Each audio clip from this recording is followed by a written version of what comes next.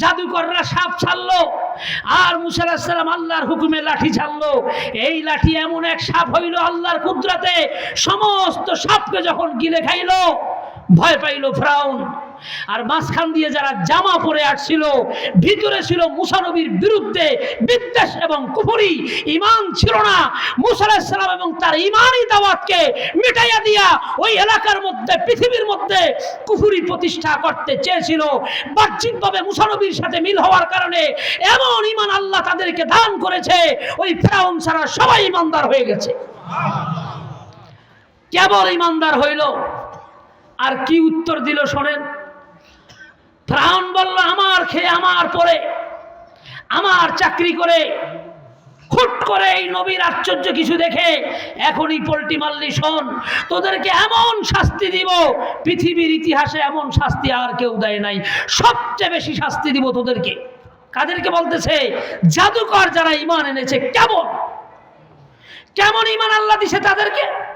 বলছে ফিরআউন তোর যা মন চায় কর, মারবি কাটবি পুরবি যা মন চায় কর, এই শরীর আল্লাহর জন্য দিয়ে দিলাম, কোনো পরোয়া নাই, বড়ি দিয়ে দিব, জীবন দিয়ে দিব, ঈমান দিতে পারবো না। আমার রব সে, এই মুসা আলাইহিস সালামের রব যে। মেরিনের ভিতরে এইরকম পাওয়ারফুল ঈমান কেন পেয়েছে? বাহ্যিকভাবে নবীর সাথে মিল হয়েছে। মান তাশাব্বা বিকওমিন ফাহুয়া মিনহুম, যেই জাতির সাথে যার মিল তার সাথেই হাসর হবে। তাহলে হুজুর দাঁড়িয়ে আছে, মাঝে মাঝে মসজিদে যাই, ভিতরটা অনেক খারাপ, সুযোগ পাইলেই গুনাহ করি। আপনার ওই গুনাহ আমরা দেখি না, আল্লাহ দেখে। আমরা দেখি আপনি নামাজ পড়েন, আমরা দেখি আপনার দাঁড়িয়ে আছে, আমরা জানি আপনি মুসলমান।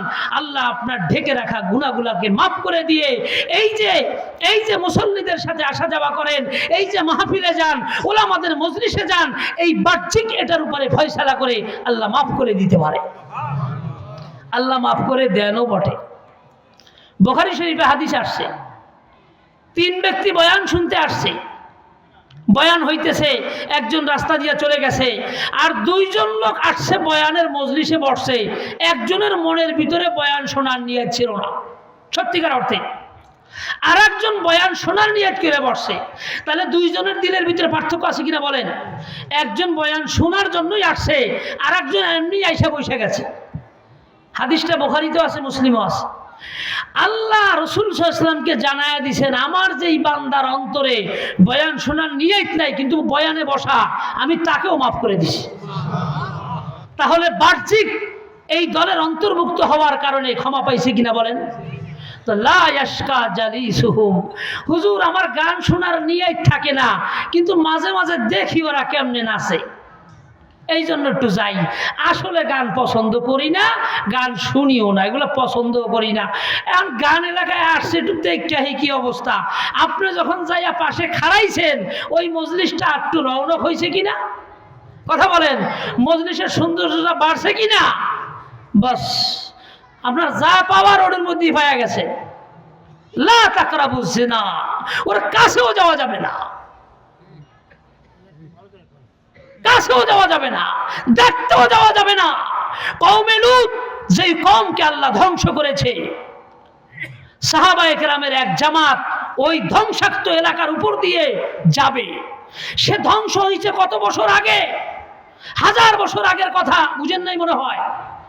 কিন্তু সেই ধ্বংসাক্ত এলাকা, যেই এলাকার উপরে আল্লাহর গুসা নাজিল হয়েছিল এক সময়, সেই এলাকা দিয়ে যখন রওনা দিছে, সাহাবীদের আমির বলতেছে ঘোড়াকে দ্রুত চালাও, দ্রুত চালাও, যতদূর সম্ভব দৌড়ের উপরে থেকে এলাকা ছাড়ো।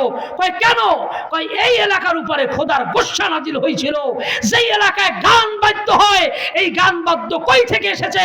কোরআনকে বন্ধ করার জন্য, কোরআনের আওয়াজকে স্তব্ধ করার জন্য, কোরআনের মিশনকে বন্ধ করার জন্য, পৃথিবীর মানুষ যাতে কোরআন শুনতে না পারে, ইবলিস শয়তান এই গান আবিষ্কার করছে।